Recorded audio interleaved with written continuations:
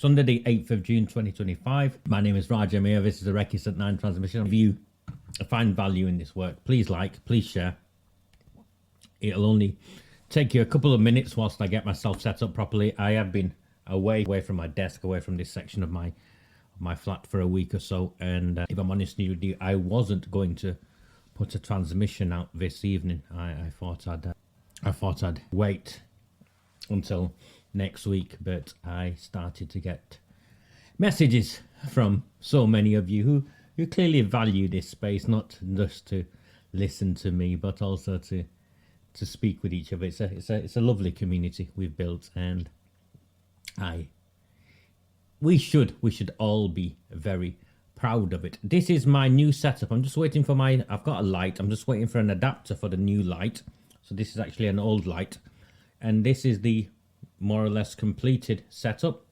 Thank you to those of you who supported me, who bought me coffees, who contributed towards a new computer, and we're pretty much there. In the end, it cost, honestly, these things aren't cheap. Thank you, Anne. It cost in the just under £10,000 it cost in the end. So hopefully it will see us through until, not hopefully, it will see us through until the general election in 4 years' time.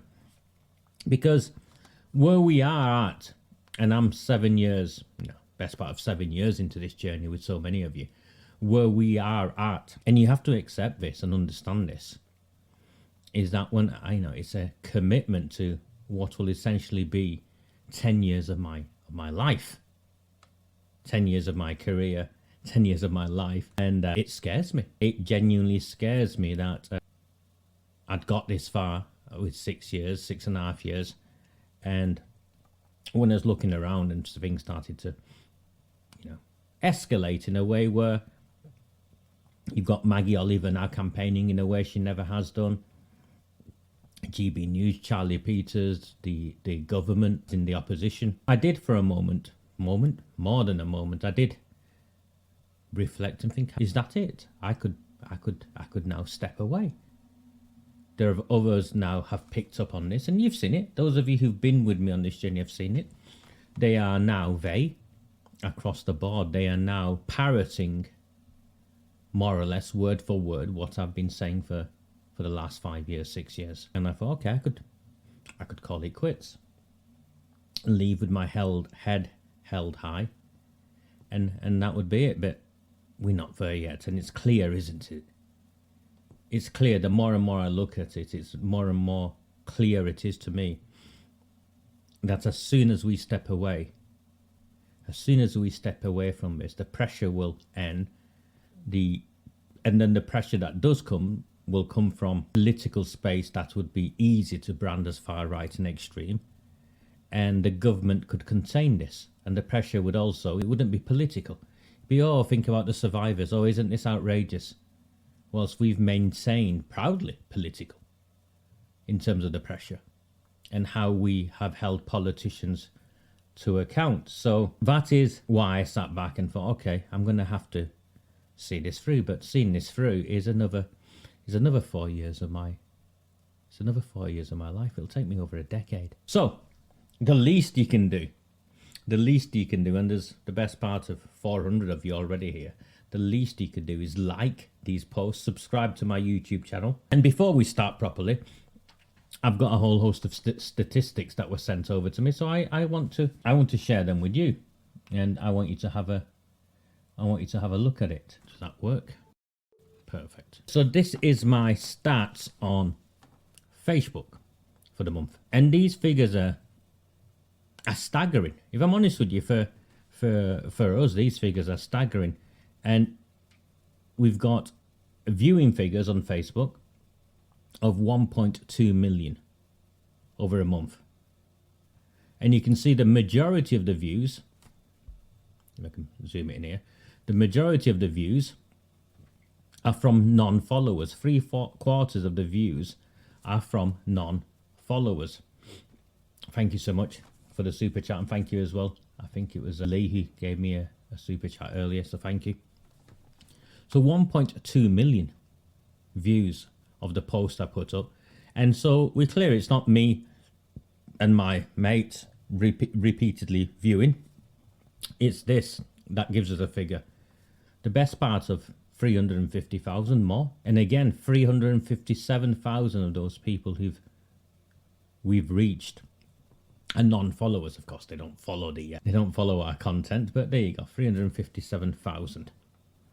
A few unfollows. You can see we've got just under 2,000 followers in a month, which again is unprecedented. We've only got to 10,000. A few unfollows. The majority of those unfollows came after people got unhappy with me because I wouldn't go running to Tommy Robinson. Apparently I criticised him. Of course I didn't criticise him, and those of you who saw that yourself. And you can see the interactions. These are like the likes and the comments and stuff. 70,000. This is completely unprecedented for us. Thank you, Denise. On X, were we far more active, or were? We've been quiet over the last month or so, a couple of weeks because I was away for a week, and I've been posting just 3 or 4 posts a day is what I've been doing on X. But even then, have a look at the impressions. 1.8 million, and that's down 48%. And the best part of 200,000 engagements, and 6,500 people decided to click on my name and see who I am in terms of a profile visit. So those are our X figures. And even on YouTube, you can see yourself, your channel got 55,215 views, and we got 564 more subscribers. So thank you to all of you who are pushing this content. And because you're pushing this content is why we're having the engagement we have. And if you're following the story, which all of you are, you will see that what I talk about essentially shapes the political narrative. Now, I'm not arrogant enough, and it's not my style to say because of me. So that's not something I do now or will ever do. But thank you from Germany. So, and what I put out early on this week was a post where I made reference, because I'd seen these figures, and I made reference to how well we're doing, even though I am blacklisted. I'm I'm blacklisted. I'm censored from mainstream media, and we've got these viewing figures, and we are dictating how this issue is articulated, engaged in, promoted, lobbied, whatever phrase you want to use. This has been orchestrated from myself and all of you who've amplified what I've said, who've taken it away and articulated in your own way to your own audiences. And for that, every one of us should be proud. And I wanted to start there as we're coming back off just a week's break, really. I wanted to come back, start with that, and say thank you. Sky GB News, there's some idiot who said apparently I'm lying regarding the GBU's blacklist and how it had been in touch. Absolute bollocks. The one time they had been in touch, I was with Gary Tarbuck on a train down to see Andy Gold at Heretics in London. And they said, oh, we'll have you on. And then 10 minutes later, they phoned me back up and said, oh yeah, it's no longer newsworthy. We won't have you on. I am blacklisted. I don't blame any of the journalists, the reporters. The blacklist operates at a far higher level than some reporter or some presenter. And I'll leave it to you to ask why. Ask yourself why. I don't shout and scream particularly. I don't swear. I'm sure I come across rationally. And yeah, I'm dressed in my little hoodie with holes in it because I'm in the corner of my living room. And so, but you've seen me. Many of you will have seen the Winston Marshall interview. I went down to London just before I went away. I travelled down to London. I was kindly hosted by one of our team, one of our supporters in London who lives in London, came out, bought me my dinner. It was good to meet him in person. And then I went to see Winston Marshall in the morning. And last I looked at 70,000 views. So thank you, Martin. So, and I enjoyed meeting him, Faye, because he's a young man who's been on his own journey, hasn't he? And he's had his ups and downs. And I always say this to people, always have, and I always will. It's not what you do, it's what you do next that defines you. So I wanted to meet him. I spent some time with him. He was nothing but a gentleman. And I genuinely believe that, as well as an interview taking place where he asked me questions and I responded, I took him on a journey and I educated him. And I think that came across in the interview itself. And it's an open request to any of you who are watching me, who host podcasts such as Winston or Andy Gold, or you don't have to be that big. My friend Nick Buckley has me on regularly, and even smaller channels would get in touch, and if I can make it work, I'll make it work. I just won't engage with far-right nutcases, and I won't engage with Islamist extremists and Pakistani sectarians. I won't entertain those people. But everyone else who genuinely cares about the future of our nation and wants and believes and has a preference that we need to find a way where we can all live together, then I will happily travel at my own expense. And you can ask me whatever you want. You don't have to send me any questions beforehand. And I have no requirement, as I found out as I've been on this journey, I find out that certain people want to see the video before it goes out, want questions beforehand, and get to edit bits out they don't like. Ask Winston, Andy, any of them, Liam. I have none of those requirements. Ask me whatever you want, because this is my subject. This is my area of expertise. I've not jumped on a bandwagon. This is what I do. So please, if you want me there, and I'm willing to also turn up to meetings and meet a group of you. I think I'm in Barrow soon. I'm in Somerset with Reform in Somerset as well, and I met with the Reform team from Lancashire County Council recently. The intro is music is just something I put together. I had a long time ago when we first started. And I speak over it, don't I, at the introduction. It took me forever because it wasn't a skill set I have. But I went and got the license for it. And the funny thing was, the malicious blogger, a man called Neil Wilby, wrote to someone or another, tried to have me sued because apparently I was using their music.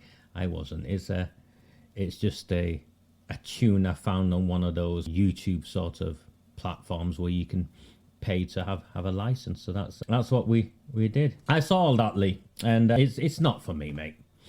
It's not for me. He doesn't need me. He's messaged me, left me a message, and I said I will speak with him. He messaged me just before I went away, and I spoke with Liam of Sue's next to him. But they don't need me, Lee. And more significantly, I think, Lee, he's on his own journey, and I'm on mine, and I think he can push with the audience who engages with him, and I can push with the audience who engage with me, and we don't have to be in the same place. And I don't think it's not my style. Like he was, and I'm chuffed he's out, by the way. I'm chuffed he's out. I saw something he put up earlier. I think he was at the gym with his son or something. I'm chuffed for the lad, but it's not for me. It's not my style, the idea of protests, thousands of people marching, expose videos with dramatic music. What's the end game? We've raised the awareness. Everyone now knows of the cover-up of the grooming and gang rape of children. If you want to come to Oldham and do a video, any of you, you're more than welcome to. Who am I to say yes or no? I'm not a gatekeeper. And the more people who engage in this, hopefully for the right reasons, in the right way, well, the better. Because it gets out to a wider audience. And believe it or not, the vast majority of people in this country still do not know. And still do not believe what's taking place. So that's where I'm up to with that. And this was long before, I think, any conversation with Tommy Robinson directly or indirectly. I'm not keen on street protests. I don't see... It's not my style. I'm not keen on street protests. Sure, 1 million people will rock up for a day in Westminster and listen to a whole host of people, and then they'll go away. And I for me, it's powerful. Of course it's powerful, but it's not my thing. I'm an educator, sit in rooms with small groups of people. I'm a political campaigner. I train people to become politicians, to stand for public office, and I support these people to hopefully, once they get in public office, to do the right thing and campaign on the issues that we all care about. And that's where I am. But I wish him well. There's a video I think he wants to do in Oldham, like you've said, Lee. So let's see if that comes out and what that looks like. And they've got a team, haven't they? They've got a team where they can get a million people rock up. Amazing. Gary will tell you. And I'm still scarred from this. Gary will tell you. Faye will tell you. She's here. When I stood for election, because I had to. Because we had to. We had to make a stand. I had maybe a dozen people on a good day. Not even that. So I've not got that sort of team around me. So I wish him well. And are you from Oldham, Terry? What would you say if there was a freeway interview with you, Maggie, Tommy? Are you from Oldham? Because I'll answer the question whilst we're waiting for Terry to answer. What do you think of the new lighting? Liverpool. So, as you can see, I do not speak negatively of Tommy or Robinson or any of them, Maggie, Oliver, any of them. I am not in the business of judging people. And the last time something happened, when I spoke the last transmission the time before, the councillor, one of the councillors in my town, a man called Mark Ince, shared on his page how I was a Tammy Robinson supporter, portrayed me as a racist. And it's easy for you people, all of you, to say we're all racist now, or Tommy Robinson isn't racist, and I'm not going to get involved in any of that. What you need to understand is he carries with him baggage that isn't entirely his fault, and how that is then portrayed, because it's weaponized against me. And then it's delegitimizes me, or people use it to try and delegitimize me in a local context, where I know if I'm going to help save the place I call home, I need to win across people from across all backgrounds. And it's hard enough as it is, because I'm portrayed as a racist and far-right activist. I'm named as a racist and far-right activist in Parliament by the very MP. And in many ways, I'm already on the fringes. Look, I'm blacklisted for starters from the mainstream media. So I don't think I can help him. I don't think he needs my help.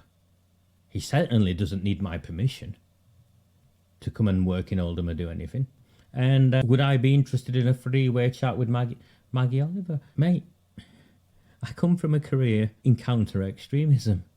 I've sat in rooms with people who've tried to blow you, me and everyone else up. I don't have that luxury of choice. I would have no issue with speaking with anyone who wants to bring about an end to this horrific scandal of the cover-up of the gang rape of our nation's children. There's a lad called Nick Tenconi. I don't know if you know Nick Tenconi. He's the head of UKIP, or leads you in many ways. He's taken that organisation to a fundamental place. He talks about mass deportations, remigration, all sorts of stuff like that.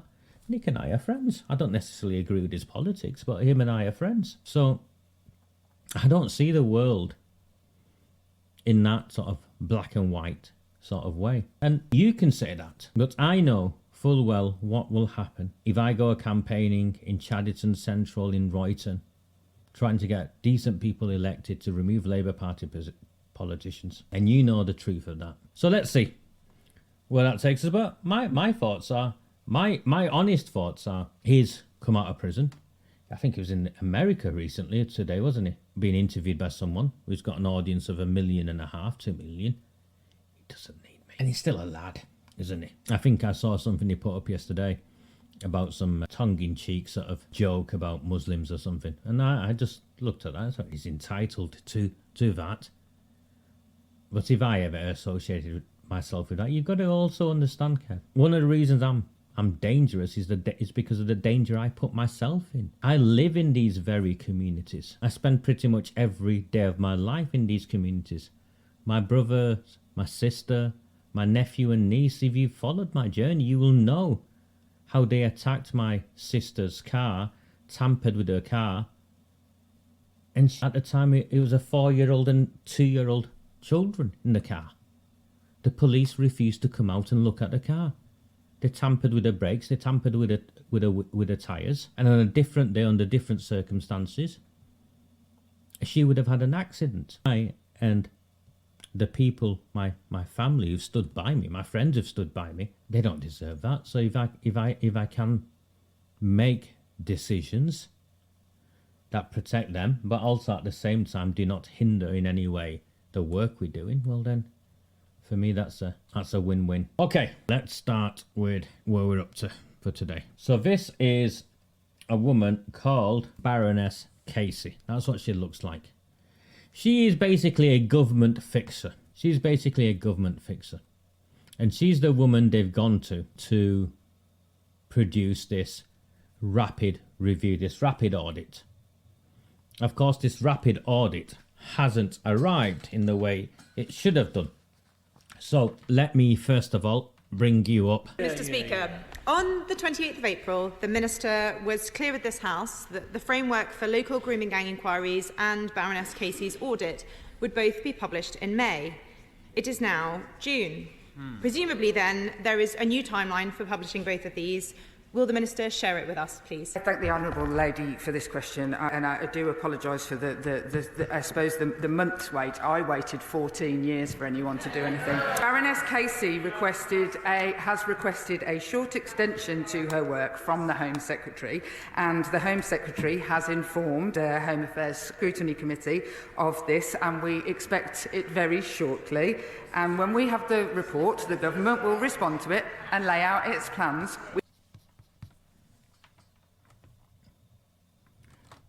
Okay, so it's late. But here we have Jess Phillips claiming she waited 14 years. That is an outright lie. Jess Phillips has never campaigned on the cover-up of the grooming and gang rape of working-class white girls.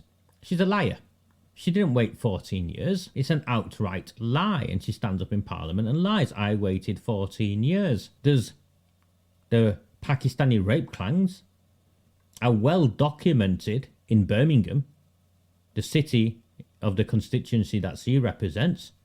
She's not gone to the council demanding they call for a public inquiry. She's done none of the things we've done in Oldham in campaigning to expose what took place. And now she's trying to flip it around. Well, I'm going to be a little bit late.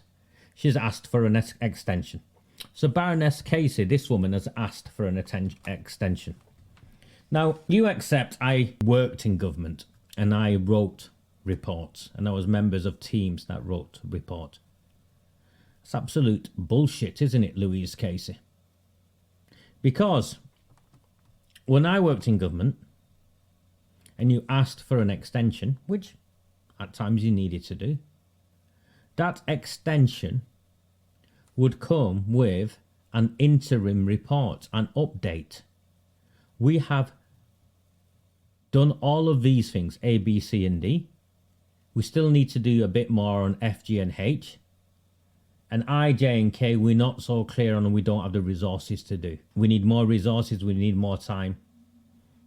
There'd be that sort of response from a baroness, remember, who's well experienced in this area of work and is fully aware of the politically charged climate surrounding this. There is no way that you'd be allowed to get away with this. You'd have to present an interim report. You couldn't just say, we need a short extension. And if you asked for a short extension, that short extension would have a date, a time frame. You'll have it by the end of next week. There's none of that. And if you were still doubting my position on this, then what should have happened is Jess Phillips should have come and issued that update as a statement herself, rather than be forced to respond to it by where is Katie Lamb an MP for?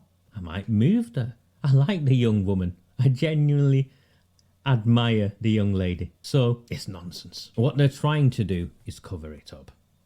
And of course, Maggie Oliver, being Maggie Oliver, ever trusting, always looking for the best in people. So I'm not criticising her. Those are endearing qualities that in ordinary settings are to be admired. Unfortunately, in the world of politics, Maggie is getting played again because Louise Casey met with Maggie Oliver and a team of her survivors so she could ask them questions. Now, the problem is, I've looked at the terms of reference of this rapid audit, and there's nothing in the terms of reference that would require Louise Casey to meet with survivors.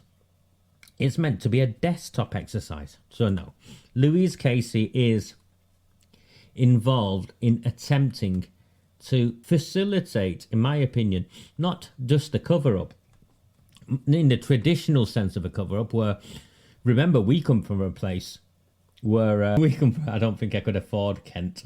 Sorry, maybe she'll come up north one day, and I'll go and visit her and can I have your autograph? Louise Casey, the cover-up I think she's trying to facilitate is manage the direction in which the investigation takes, rather than deny the gang rape of children.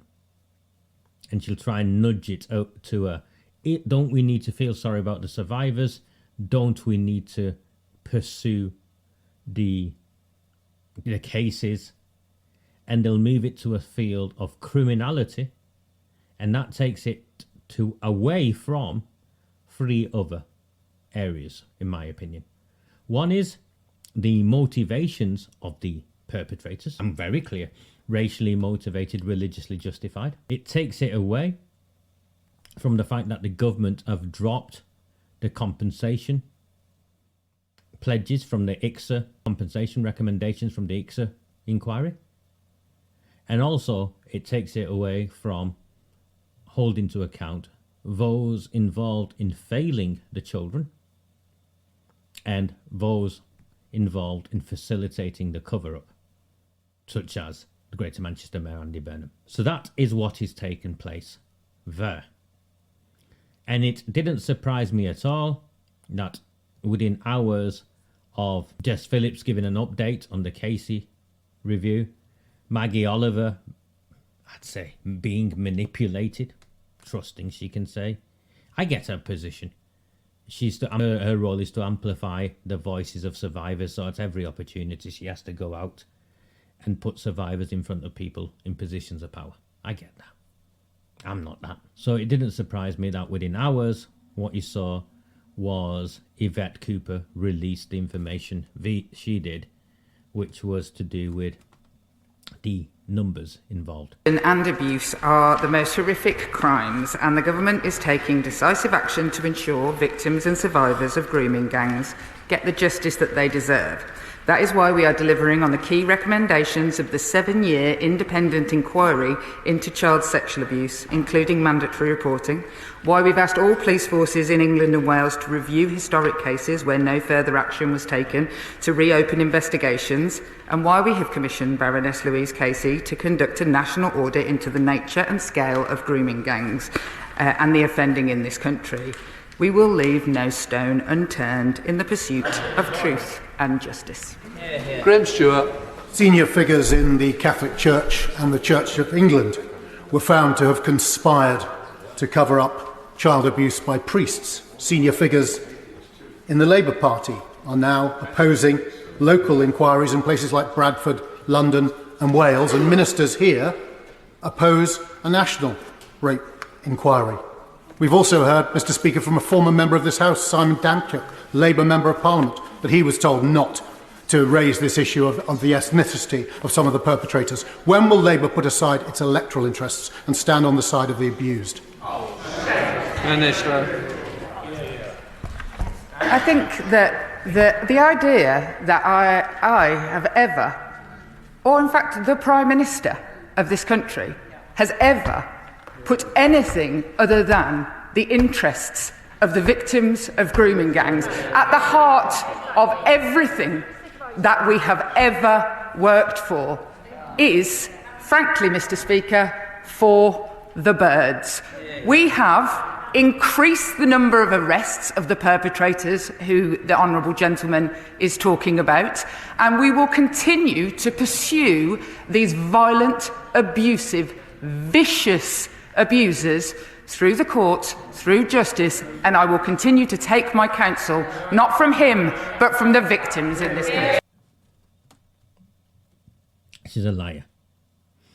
So she, first of all, made reference to the work that the government is doing, which is, one, is mandatory reporting. So they're making a big deal of that. If you suspect children are being gang raped, you've got to report it. That law already exists. Anyone who works with children has a safeguarding duty. That already exists. They're just hiding behind nonsense. So the mandatory reporting is absolute nonsense. It already exists. They've gone to the police to reopen investigations. Well, we'll get to that in a moment. And they've recruited Baroness Casey for a rapid audit to look at the nature and scale. What word is missing? No. The nature and scale of the grooming gangs. Well, the first term that's missing is the motivation. And then what's also missing is the cover-up. So they're trying to contain what's took place. So she's not, nor is her government leaving any stone left unturned. And the opposition MP was brilliant. When will Labour put aside its electoral interests? When will Labour put aside its electoral interests? Now that's a posh way of saying what Raja Miah has been saying for 5 or 6 years, and they tried to have me arrested and put in prison for this. I'm trying to find my mouse, sorry, give me a second. Thank you, Darcy. And that is that these people exchanged white working class girls for votes. And there you've got it. In Parliament, said in a slightly different way, in a more diplomatic way. I would expect a distinguished MP to conduct himself the way he did. But that's essentially what he said, isn't he? He's accused in Parliament of the Labour Party exchanging the safety and security of little white girls for the bloc vote from the Pakistani community. I'll play it again. I want you to listen to it again. And abuse are the most horrific crimes, and the government is taking decisive action to ensure victims and survivors of grooming gangs get the justice that they deserve. That is why we are delivering on the key recommendations of the 7-year independent inquiry into child sexual abuse, including mandatory reporting, why we've asked all police forces in England and Wales to review historic cases where no further action was taken to reopen investigations, and why we have commissioned Baroness Louise Casey to conduct a national audit into the nature and scale of grooming gangs offending in this country. We will leave no stone unturned in the pursuit of truth and justice. Graham Stewart. Senior figures in the Catholic Church and the Church of England were found to have conspired to cover up child abuse by priests. Senior figures in the Labour Party are now opposing local inquiries in places like Bradford, London and Wales, and ministers here oppose a national rape inquiry. We've also heard, Mr. Speaker, from a former member of this House, Simon Danchuk, Labour Member of Parliament, that he was told not to raise this issue of the ethnicity of some of the perpetrators. When will Labour put aside its electoral interests and stand on the side of the abused? Minister.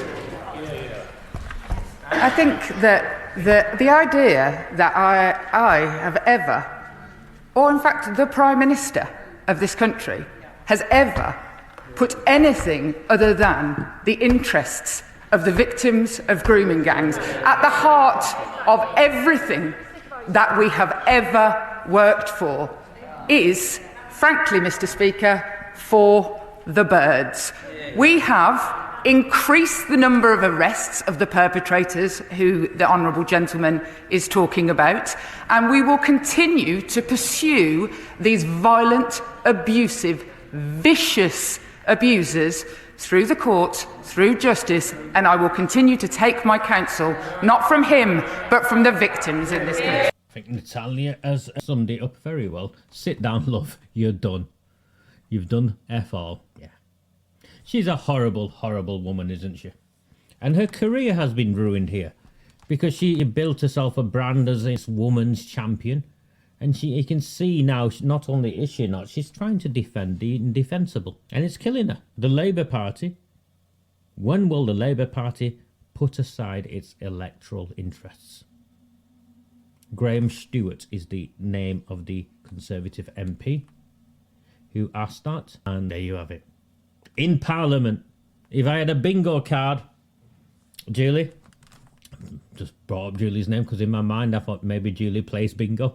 But if I had a bingo card, that would be another one crossed off the list of exchanging little white girls for votes. The allegation has now been made in the House of Commons. Yeah, I'm feeling satisfied. I'm feeling very satisfied with that. Not because of what happened, but it's because it's been voiced in a way where they can't. Do you see how we've shifted it? Can you see how we've shifted it? It's fantastic. Can you see how we've shifted it? This is the week where they were grandstanding over banning the hijab or the headscarf or whatever.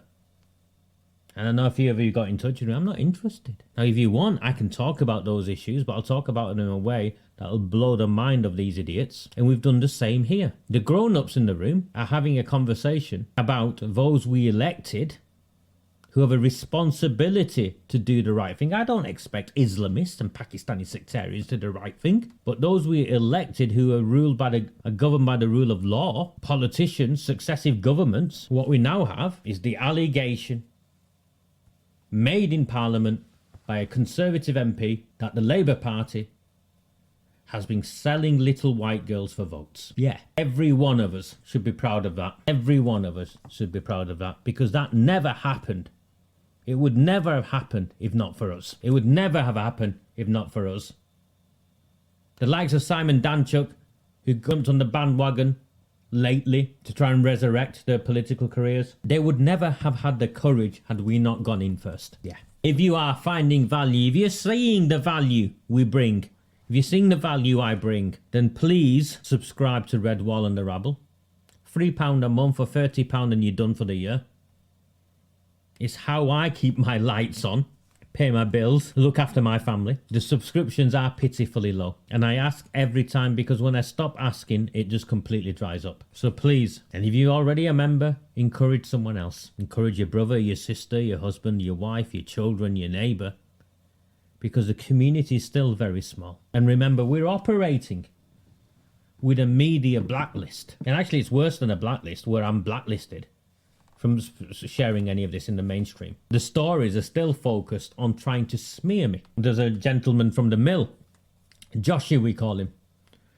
One of his boys went for me again recently. Now, let me find the story. Just give me 1 second, I'll find the story. He says, Daryl Morris is called. Let me find the story. I want you to have a look. So if you know of this story, the mill is one of those local publications that he subscribed to, and it was run by a guy called Joshie Herman, who, by the way, is funded by a guy linked to, I think, Cyril Smith or Jimmy Savile. Jimmy Savile.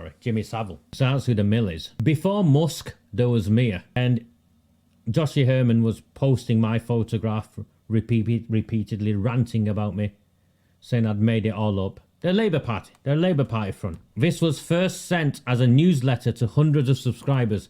Occasionally, I will send content through and ideas to direct to your inbox. To join them, sign up at the bottom of the page. Watching the story of the grooming gangs creep back into life last week, and the interventions from Elon Musk, was like watching the film adaptation of a book I'd already read. I know the story, the same cast of characters, and the same familiar plot. Before there was Elon Musk, there was Raja Miah. Before Jess Phillips, there was Sean Fielding. My friend Joshie Herman, the founder of new news outlet The Mill, has been working on this story for years. Yeah, attacking me for years, and trying to smear me and harass and intimidate me because I dared to speak out against the politically inconvenient cover-up of working-class white children. The abuse of working-class white children. What follows is my rough interpretation of his fine work. and some reflections on the story he has unpicked over the last few years. It's the story of a provocative character with a large online following and the poisoning of political discourse. It's a story that starts in Oldham and ends with an intervention from the richest man in the world. This week, Joshy kindly allowed me to rejoin him on the podcast we used to host together. Because the story we have covered before, you can see the photographs of me all repeatedly. It's what they did, the Manchester Evening News did. It was attempted to... It took me to a place where I was contemplating suicide. No, I don't think so. Nor his sister or his girlfriend or his mother. You should also read Josh's brilliant work on the story, so the attack on me. This is all him. And I would heartily recommend subscribing to The Mill or one of their outlets near you. They are a new brand of quality subscription news outlet, and you'll understand why I think you should support them, because in part this is a story about why The Mill is so important. You heard right, some of the children who were victims were charged with prostitution, soliciting, actually grooming. They were charged with grooming, they were charged worse. Raja Miah was a pillar of the community in Oldham. He was awarded an MBE for his work on community cohesion in the aftermath of the 2001 riots. He set up community projects in schools, but things came unstuck. The schools collapsed, and they were heavily criticised by then leader of Oldham Council, Jim McMahon. It was an origin story, a moment that would set Miah on a path of revenge. Now, first and foremost, this path I'm on is a path I have been on since my career began, protecting children and safeguarding communities from extremists. That's me for 30 years. That's me at the beginning of this, telling you that I'm having to commit to the next 4 years of my life, living on fresh air and the generosity of people to try and see this through. At some point, you have to accept that my motivation is on protecting children. You'd have thought that, wouldn't you? In the years that followed, Raja Miah began to make a very specific and highly charged claim. Oldham had been the scene of a mass grooming scandal, much like neighbouring Rochdale, and the council were covering it up, working in the interest of a group of shadowy cartels, armed with a camera and a YouTube channel. Miah took aim at the council and Jim McMahon, by now the town's MP. I'd like to think I was armed with maybe that and an understanding of this space, rather than some numpty who picked up a camera and set up a YouTube channel. I don't think I'd have got this far. Do you? It spread like wildfire, landing on message boards and community Facebook groups. It's the sort of content that speaks to those at the sharp end of a world not quite working. Well, I suppose if your sister or your cousin or your next door neighbour's child had been gang raped, that is reflection of a world not quite working. Jobs are insecure, costs are high, shops are boarded up, and a doctor's appointment is hard to come by. Of course, none of those things are in any way the issues we campaigned on. Indeed, mate. Armed with followers. Armed with followers. There is a feeling of disconnect with the people in charge, a sense that those in positions of power aren't really working for them. I think that's a reflection of the nation now, isn't it? Rather than of Oldham. And if they aren't working for them, it makes sense they are working for somebody else. Sean Fielding, Failsworth councillor, leader of Oldham Council and a rising star of the Labour Party, was specifically targeted. In some cases, physically. He was never physically attacked by anyone. Initially dismissing the accusations as a handful of online trolls, he was soon accosted in the streets and in shops and on the doorstep. Well, if you're knocking on people's doors and asking them for your vote, they're going to ask you questions, aren't they? It's not the sort of harassment that Mark Wilkinson would endorse, but he certainly benefited from Sean's demise. A retired police officer, Mark and his wife Kath were the admins of a local Facebook group, Failsworth First. They shared Raja Miah's posts to their followers. Mark was so taken by Raja Miah's claims that he stood against Sean Fielding in a council election and won. Actually, that's not the truth. The truth is Sean Fielding using Operation Hexagon and the power given to him as leader of the council, used his official position to try and have people sacked from the jobs for liking or sharing my work. This is another of the stories of our time: the fragmentation of local politics, the rise of independent candidates, many using a populist blueprint. The gang rape, campaigning for a public inquiry into the now confirmed cover-up of the gang rape of children, is not a populist blueprint. And the power, no, this is very recent, because before Muster was Mia, Tony. So this is very recent, because the title is Before Muster Was Mia. This is another of the stories of our times, blah, blah, blah. It got Trump to the White House, and it got Mark Wilkinson to Oldham Council. There you go, Mark Wilkinson. You can now add your name alongside Donald Trump, the President of the United States of America. These are some of the campaigners. Let's deal with a fact. There are victims of child sexual abuse in Oldham. There are harrowing, blood-boiling cases, and the victims were let down by local authorities and the police. Well, that information never came to public attention if it had not been for our campaigning, mate. This is a source of shame. It takes a village to raise a child, and a village failed. No, I did not fail. You did not fail. Those tasked with responsibility for doing their jobs are the ones who failed. The old woman at the bus stop, waiting for the 82 into town, didn't fail. We know this happened because there was an inquiry that Sean Fielding asked for. Now, Sean Fielding was forced to. He did not willingly go and ask for it. It was a consequence of campaigning, relentless campaigning. And that Andy Burnham commissioned. We now know what that he commissioned, because Andy Burnham himself has admitted his inquiry was limited. And that published in 2022. It found examples of abuse, but it didn't find examples of cover-ups or cartels. Well, it can't find examples of cover-ups or cartels when it wasn't in its terms of reference. The terms of reference did not ask it to go after evidence of cover-ups. It did not go after to ask for evidence of cartels. It was an assurance review to say that there were no safeguarding failures. And it found out that there were safeguarding failures, and everything that I'd said was proven to be true. The inquiry proved as much as it ever could Raja Miah's theories wrong. No, it never. But Miah and his followers weren't interested. They claimed the report was a whitewash. Well, Burnham has now acknowledged it was limited well before it was ever published. Well, perhaps I had inside information having spoke to the review team. The review team who have since quit, run away. Since then, Oldham's politics has been chaos with angry protests, blah, blah, blah. You can see. And here are the lads. Look at them. Look at the state of that. No offence to any of you, but these are the sort of hipsters who drink, is it £15 ale? I'll let you go and have a look at this, and you can see. Before Musk, there was Met. Carry on. Phillips is holding on to this stance of not wanting a national inquiry, seeing as it's quite obvious this is a national scandal.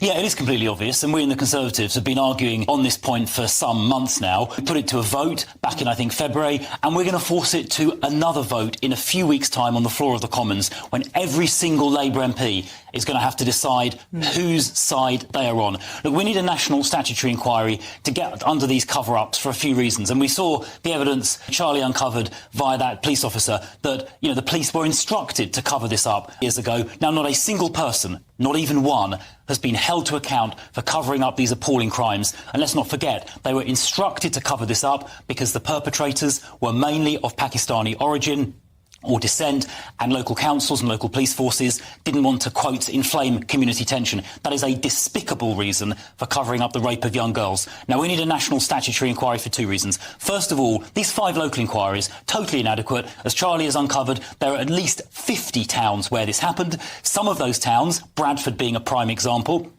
is refusing to cooperate with a local inquiry, so Bradford's not going to get investigated at all as matters stand.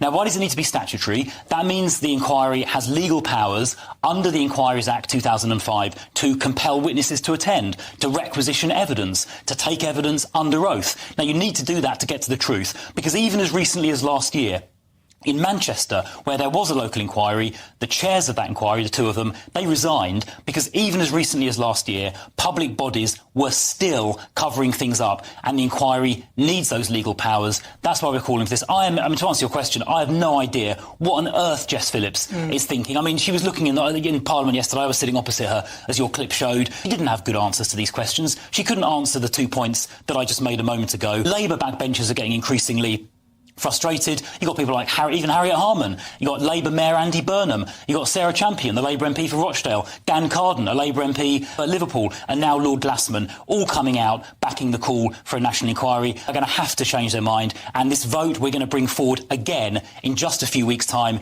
is our opportunity to force the Labour government to do that. Shadow Home Secretary there. Musk indeed did get his information from me via Charlie Peters. And in that conversation you've just had from, is it Grant Sharps? He made reference to the police officer that Charlie interviewed, who talked about a cover-up and how the police and the council went after him in Bradford.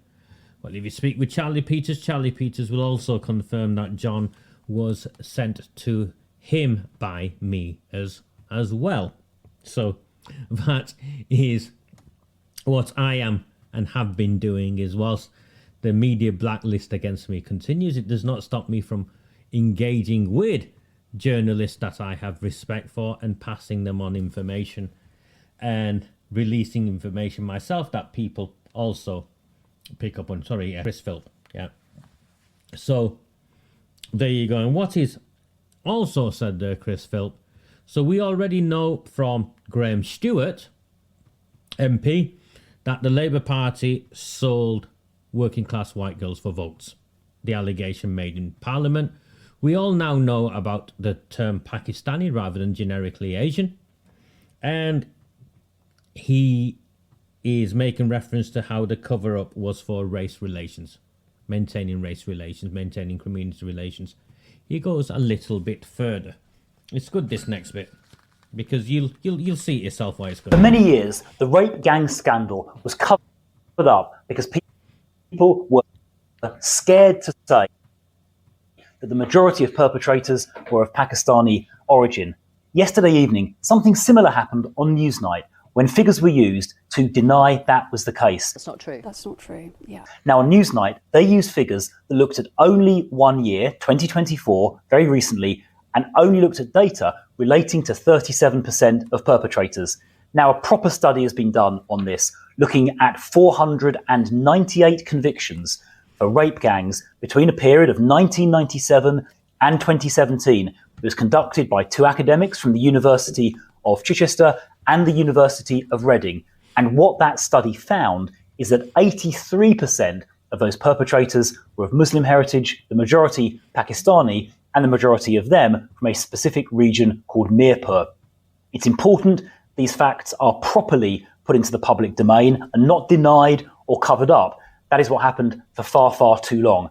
Now, even the Labour MP for Rochdale has acknowledged this fact. Many of them predominantly Pakistani heritage grooming gangs. The Home Secretary has acknowledged this fact in Parliament as well. A failure to confront Pakistani heritage gangs and, quote, a widespread perception that they should downplay the ethnic dimensions. But my question for the Home Secretary is this: why is she refusing a proper national inquiry into this shameful cover-up? The government's response is totally inadequate. We need a proper national public inquiry. Well, Mirpur! Come on, let me just check. 1,500 of you. Come on, am I of value or what? Do you see how we've been nudging this along? Oh, you can believe it's all accidental. Oh, you can believe it's all accidental. We talked about the Pakistani focus. They had tried to have us arrested. Now it's acknowledged. We talked about the motivation of covering up for race relations, of police officers being warned off of children being sold for votes.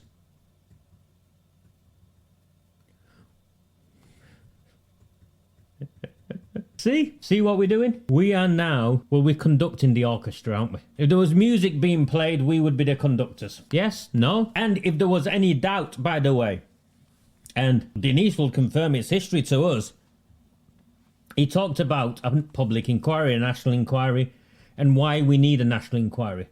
Ask my people in Oldham why I have been campaigning for a national inquiry, a public inquiry. For those very reasons, right from the offset. Challenging Andy Burnham why his assurance review would not get to the truth. It's a moment, I'm not a smug person, but I feel a weight off my shoulders, and I wish my friend Warren Bates was here to see this. And thank you for subscribing to the channel. For those of you who have joined this journey at some stage since January, my name is Raja Miah.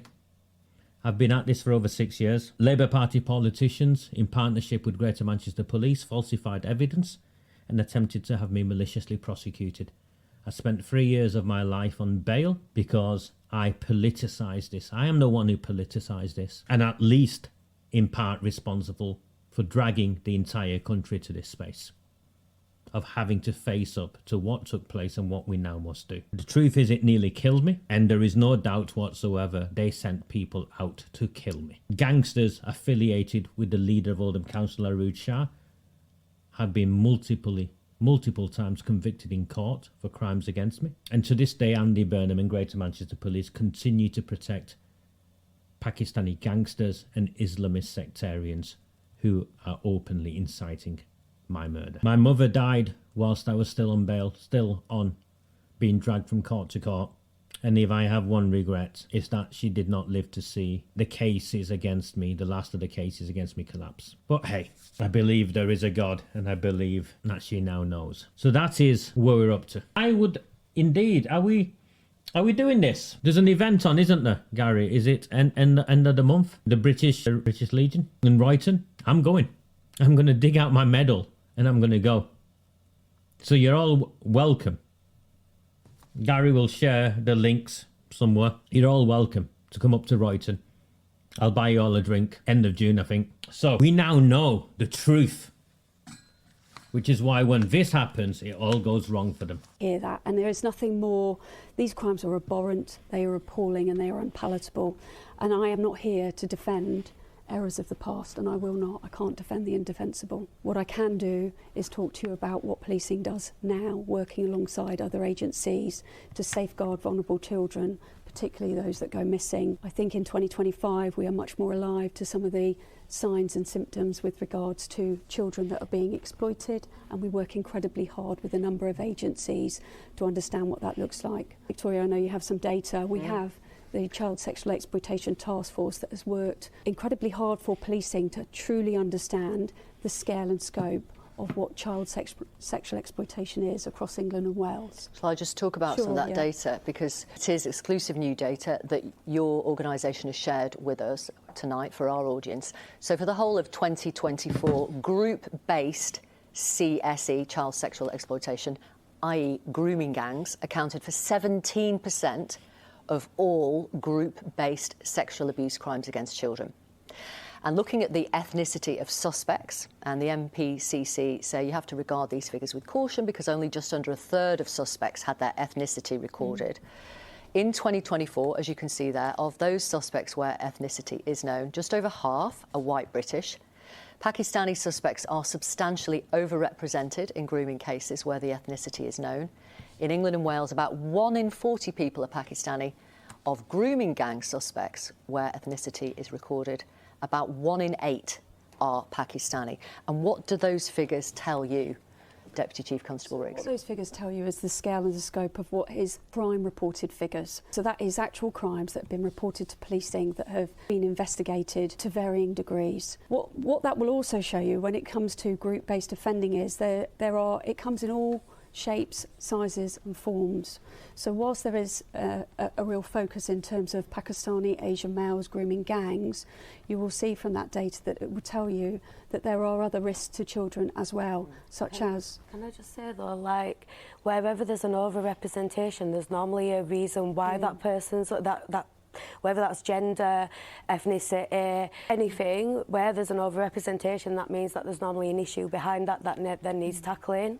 Yeah, and all of these issues need tackling. I'm not here to lessen any of this type of offending in the slightest. These are all abhorrent crimes. These crimes are still relevant today. These ladies are talking about historic crimes, but actually is it happening now? The data, yeah. These are actually crimes that happen in society today. And in how many towns and cities? Because the leader of the Conservative Party says rape gangs have a presence in over 50 towns. What would you say? Yeah, I would say that out of the 44 forces that we collect this data from, the majority of those forces will have some form of group-based offending. In fact, all of them will have some form of group-based offending reported to them. Yeah. And the Shadow Justice Secretary suggested that these crimes are from predominantly British Pakistani men. According to your data, that's not true. That's not true, yeah. And we can only go with the data because that's obviously presenting the evidence base for us. So, according to the data, it's not true. She's a liar. And you can see she's lying throughout all of this and trying to gaslight and manipulate and nudge. The police are infested with this because the truth is that police officers were members of the rape gangs. I can't defend the indefensible, she says. No one is asking a police officer to defend the indefensible. They're asking the police to do their jobs. And to this day, no one in the police or the Greater Manchester Mayor Andy Burnham, who has oversight in the police in the area I come from, will come out and explain what happened to the at least one member of the Pakistani rape gangs that was a police officer. Now, if it was me, Graham, sacking is not what I would want to see done to these people. I would humiliate her. And then after humiliating her, I would force out of the police the names of the individuals who were involved in the cover-up or actually were involved in the rape gangs and have them prosecuted. That's where I'm at with this. So what they are doing is group-based sexual offending, and they're widening it as much as possible to try and disguise the overrepresentation of Pakistani men from Mirpur. And even when they can't do that, even when they've done that and it still doesn't work, because in these figures it shows an overrepresentation by 5 times, 1 in 8 were Pakistani when the population, I think, in the areas is 1 in 40. And what they've also confirmed, what she's also confirmed, is that it takes place across the country in all 43 police forces. Well, where are the stats? Where is the explanation of why is the ethnicity only recorded? And this is recent. This is last year. Why is the ethnicity only recorded in 1/3? Is it because the other 2/3 were Pakistani and you hid it? How can you record the ethnicity in only 1/3? I know this because when I was multiply arrested falsely by these scumbags, there were boxes all over the place where they were taking my ethnicity and my religion, and she's sitting alongside the rape victims and lying. And someone said to me, well, why didn't they challenge her? Well, one tried, but listen, the police officer's trained. She comes to this space with training. The Newslight journalist is trained. I'm sorry, the rape gang survivor is in that space because she's a victim of a rape gang.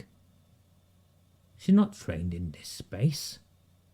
It's why they like having a lot of these people in this space like with that, because they know they can easily manipulate them. So no, it is utterly disgusting. But she was caught out, wasn't she? She was caught out. And then, of course, alongside all of this, we had Home Secretary Yvette Cooper. Now, again, before Musk, there was Mia.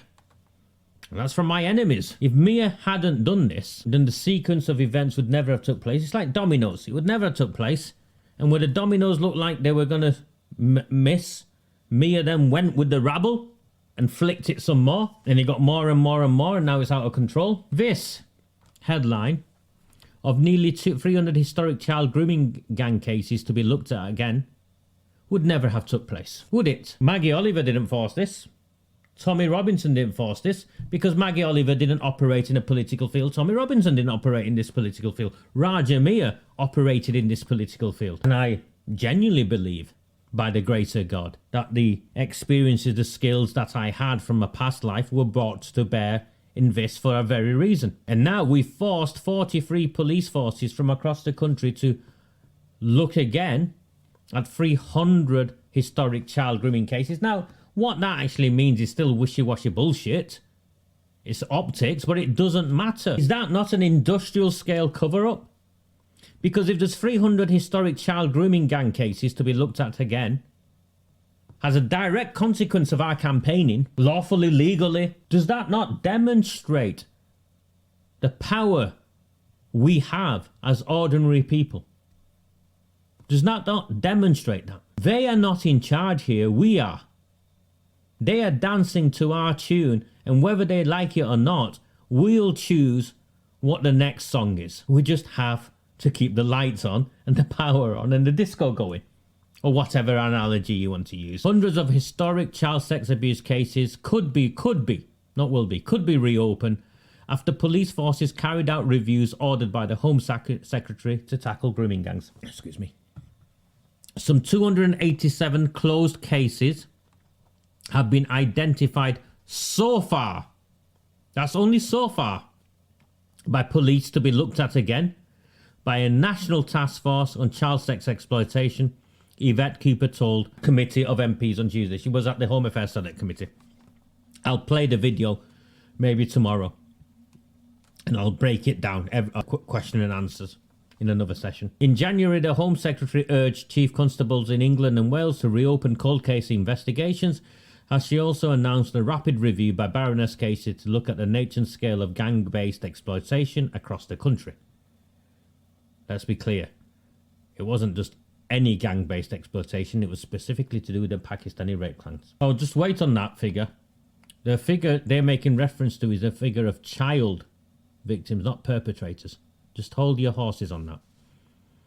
Miss Cooper has also vowed for at least 5 local inquiries to take place, including Oldham, where she said work was underway already. Well, actually, that's a complete lie, because the work in Oldham is not a Home Office inquiry. The work in Oldham is independent of the Home Office, as confirmed by the judge who's doing the work, because we forced the council to vote that if they said no to the national inquiry, we'd have a Telford-style local inquiry, which actually isn't what we want, but it causes enough chaos for now. The series of announcements to tackle child grooming gangs came as the government faced pressure over the issue, including criticism from billionaire ex-owner Elon Musk. Miss Cooper told the Home Affairs Select Committee half of police forces have reported back to the Home Office after reviewing past investigations. So only half of them have got back, and they've got 300 cases. So if the other half come back, they'll have 600 cases. As you will know, I have also always said the most important thing is to get perpetrators behind bars and to make sure that they face justice for these horrendous crimes, she said. I did ask all police forces to review historic cases. We've asked them to review cases that were closed where no further action was taken, and where there are cases to then work with the Police Child Sex Exploitation Task Force, which has considerable expertise, to then review these cases and to look to reopen and pursue any new lines of inquiry that have not been properly pursued. Of half of the forces who have reported back, she said, for those forces, 287 historic cases have been identified for review by the Police Child Sexual Exploitation Task Force. Ms. Cooper also told the committee Baroness Casey has asked for a short extension to complete the national audit before the government can set out next steps for local inquiries and how they'll run. They're not in control of this. We are. If I didn't believe that, I wouldn't be here. If I didn't believe that the victims will see real justice, I wouldn't be here.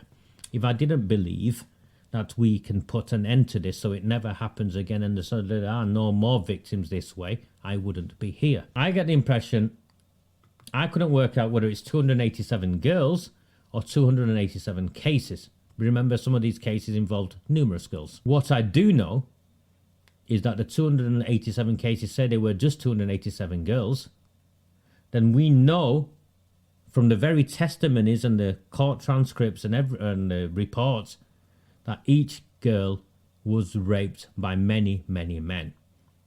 As Andrew Norfolk tests in his obituary, there was a reference to one child been raped by 50 men in one night. I stand by my position. There are tens of thousands of members of the Pakistani rape clans. Tens of thousands. I can't see any other way. I get, of adding up the numbers and coming up with a different conclusion. In Telford, where there's an acknowledgement of, was it 1,000 girls or whatever? I don't mean whatever dismissively, you understand what, yeah? The number of convictions, 7. The 50 men were in just one night, Catherine, because these girls were trafficked across the country to customers waiting. So there you have it. It is deprived. It is indeed deprived. There you have it. That's where we've gone round the houses and got to. But it is time to step back, sit back, and know that this country will never be the same again because a small group of people refuse to look the other way to the industrial scale cover-up of the grooming and gang rape of the nation's children. And we've got to where we've got to. And I believe that they are all our little girls. I genuinely believe that. I'm running out of... the subscriptions have stalled. I know I've been away for a week, but the subscriptions have stalled. I'm struggling. You're struggling. I get that. But look how far we've come. I don't know what else I can do to prove my worth to any of you who are watching this. I don't know what else I can do. I'm 100% community funded. I'm 100% reliant upon the goodwill of people. I put all my content out for free. I work day and night, and no matter what has been thrown at me, I still turn up and I still perform. And you can see the difference I've made. Our subscribers aren't even on Redwall and the Rabble aren't even at 5,000 yet, even though I've been begging and begging. And this includes free subscriptions, by the way. I'm not asking for people to pay who can't afford to pay. We've not even got to 5,000 yet. It's pitiful. Now you can believe, if you want to believe, that we'll get the justice we need without me, with me no longer being part of this. And if you believe that, then that's fine. But if you believe that one of the main reasons why we've got this far is the work I've done, and then you accept that I need to be supported to see this through, then you need to support me. It is as straightforward as that. There's no point me going behind a paywall because we know it won't work. It restricts our reach. I sent an email out this morning to 3,000 people who open my emails and read my content and take value on a free subscription. Not one person upgraded. And thank you, Roy. Thank you very, very much. And I'm grateful to you. But what I need is people to sign up to the bloody webpage. I will at some point. I've stood for Parliament as an independent. Managed to keep my deposit, got my ass handed to me, I'll be honest with you, but managed to keep my deposit. Got laughed at and mocked and ridiculed by those who wanted me to fail, thinking I'd give up. I nearly did give up. And when I come again, I'll come again as a member of a political party. The likelihood is, hopefully, Reform sort their mess out. I've publicly offered to help and support them. Not heard anything back, but I publicly offered.